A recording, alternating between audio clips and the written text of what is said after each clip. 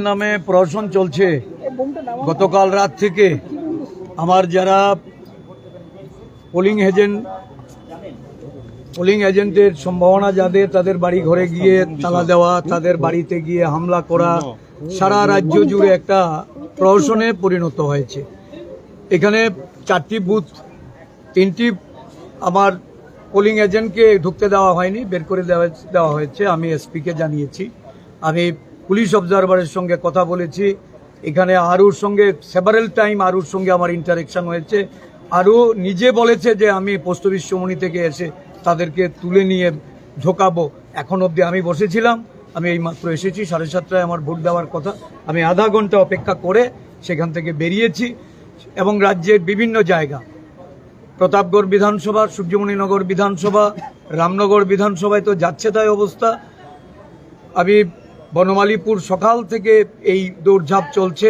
বিলোনিয়া থেকে খবর পেয়েছি, সোনামুড়া, ধনপুর, সারা রাজ্য জুড়ে, উদয়পুরে আমাদের বহু জায়গা থেকে পোলিং এজেন্টদের বের করে দেওয়া হয়েছে।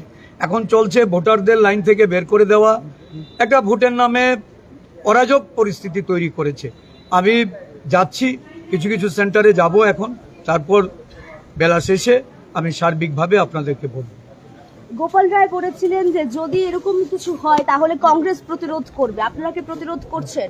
চেষ্টা তো চলছি। প্রতিরোধ মানে তো আর লাঠিসোঁটা নিয়ে বেরোনো না। জনগণকে আশ্বস্ত করা, প্রশাসনের সাহায্য নেওয়া। নির্বাচন কমিশন আমাকে আশ্বস্ত করেছে যে সুষ্ঠু অবাধ নির্বাচন হবে। কোথাও পুলিশ নেই। আমি এসে ভোট সেন্টারে, আমি জানি না আপনাদের কয়েকজন সাংবাদিকরা ছিলেন, এখানে সমস্ত বিজেপি গুন্ডারা পুলিশের সাথে মিলেমিশে দাঁড়িয়ে আছে। তারা ভোট দিতে বাধা দিচ্ছে, মানুষকে ফিরিয়ে দিচ্ছে। আমার কাছে টাইম টু টাইম রিপোর্ট যাচ্ছে। এগুলি কি চলছে? নিরাপত্তা ব্যবস্থাতে ঢিলে নেই, কিচ্ছু নেই বলতে নেই। ঢিলেমি এক জিনিস, আর এটা ঢিলেমিও না। পুলিশ মিলেমিশে একসঙ্গে একাকার হয়ে গেছে। তারপরও জয় নিয়ে কতটা আশা? দেখুন, আগে ভোট হোক।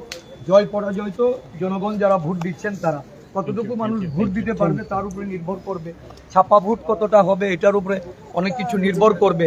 এই যে চলছে প্রহসন চতুর্দিকে, পুলিশের কোনো সাহায্য পাওয়া যাচ্ছে না। বারবার আমরা পুলিশকে অ্যালার্ট করছি।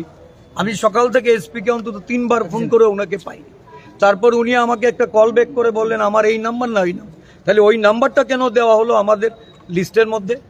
আমরা যারা বিভিন্ন জায়গায় দায়িত্বপ্রাপ্ত পুলিশ অফিসারদের, আরোদের, তাদের তো খুঁজেই পাওয়া যাচ্ছে না। এটা অদ্ভুত পরিস্থিতি।